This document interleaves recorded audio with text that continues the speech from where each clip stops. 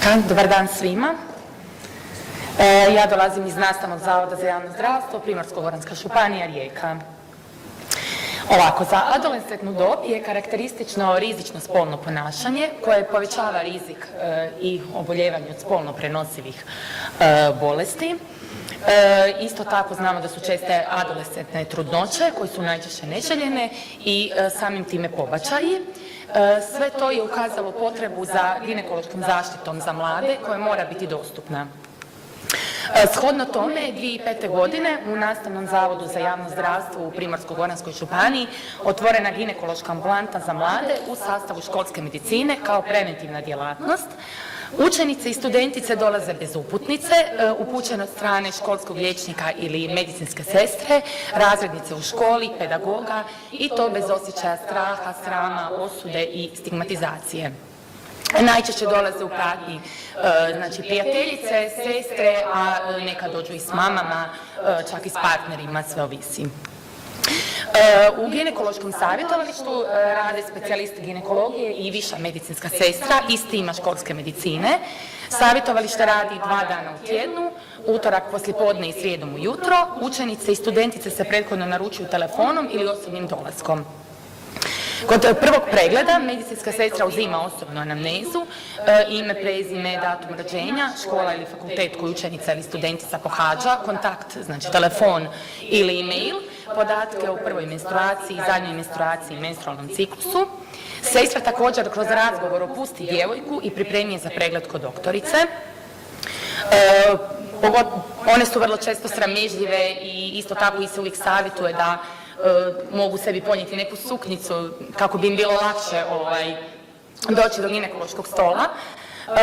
I doktorica uzima obiteljsku anamnezu, te se provodi opći rutinski ginekološki pregled, papa test, transvaginalni ili abdominalni ultrazvuk i brisevi cerviksa po potrebi. Izdaju se privatni recepti i uputnice za daljnju obradu, a ginekološki pregled je potpuno besplatan. U savjetovalište se provodi iza pregleda, znači provodi se savjetovališni rad, edukacija o spolno prenosivim bolestima, načinu njihova prenošenja, komplikacijama i posljedicama, te mogućnostima zaštite, kao i metodama planiranja obitelji i kontracepcije, te poremećajima menstrualnog ciklusa. Evo, to je naša ginekološka ambulanta na Zametu. Evo, prikaz rada u ginekološkoj ambulanti. U 2015. godini imali smo zabilježene 643 posjete vezane u savjetovalište o reproduktivnom zdravlju. Učinjena su 133 papa testa, od kojih je njih 56 tražilo ponovnu obradu. I to najčešće kao CIN 1, CIN 2, CIN 3 i askus. Napravljena su 194 ultrazvučna pregleda. Klamidija trachomatis izolirana kod 2 djevojke kao i njihovih partnera. HPV infekcija je potvrđena kod 21 djevojke, a od toga su 3 djevojke imale benigne displazije i 18 njih potencijalno maligne promjene. Sve su to djevojke, znači dobi 18, 19 godina, 20, znači jako mlade djevojke. U svim slučajevima je ordinirana potrebita terapija. U svezi kontracepcije je savjetovano 159 djevojaka i 50 parova, te je pregledano 6 trudnica, od kojih je samo 1 bila željena trudnoća. U 2018. godini smo imali 457 posjeta u savjetovalištu.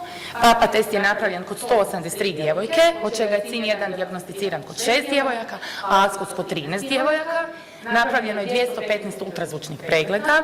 Šiljati kondilomi su pronađeni kod 2 djevojke, klamidija trachomatis izolirana kod 1 djevojke, upal u rodnici imala 41 djevojka, adneksitis 2, ciste jajnika dijagnosticirani su kod 22 djevojke, pregledano je 5 trudnica, od kojih je samo 1 bila željena trudnoća i savjete u svezi oralne kontracepcije su potražile 154 djevojke.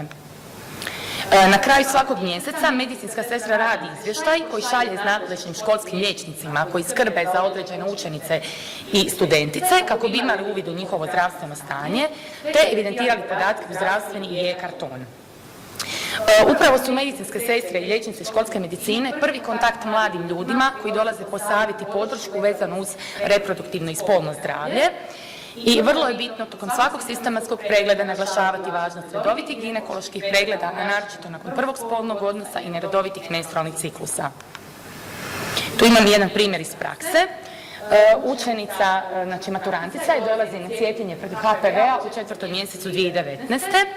I na pitanje doktorice o menstruaciji i menstrualnom ciklusu, djevojka daje podatke u prvoj menstruaciji u prvom razredu srednje škole, te neredovitim menstrualnim ciklusima. Navodi da menstruaciju ima samo jednom godišnje, a zadnju imala u 12. mjesecu 2018. Spolne odnose nije imala, učenica se boji da ima tumor i zato se došla cijepiti, jer je prije toga bilo predavanje u školi o HPV-u i cijepljenju protiv HPV-a. Nije nikad bila na ginekološkom pregledu jer ju je strah. Znači, učenica je prvo savjetovana uz puno razuvjeravanja i smanjenja straha od pregleda i upućena je da obavezno obavi ginekološki pregled, a da se onda javi na cijepljenje. Znači, to je bio i jedna motivacija da ju ne cijepimo odmah, nego da ipak ona prvo napravi taj ginekološki pregled, da vidimo zašto su te menstruacije neredovite, i da onda možemo krenuti dalje.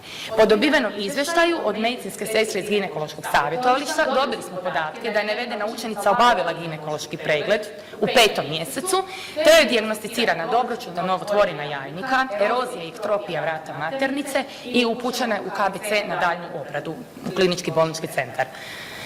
Zaključak: iznimno je važno mladim djevojkama osvijestiti potrebu za redovitim ginekološkim pregledima, naročito nakon prvog spolnog odnosa, izostanka menstruacije, zbog neuobičajenog i pojačanog iscetka iz rodnice, kod pojave ranica, bredavica ili promjena na vanjskom spolovilu, pri pojavi bolova u donjem dijelu trbuha koji nisu povezani direktno s menstruacijom, kod pojave krvarenja pri spolnom odnosu, kako bi dugoročno mogli utjecati na smanjenje broja spolno prenosivih bolesti, neplodnosti, HPV-a, raka vrata maternice te neželjenih trudnoća i pobačaja.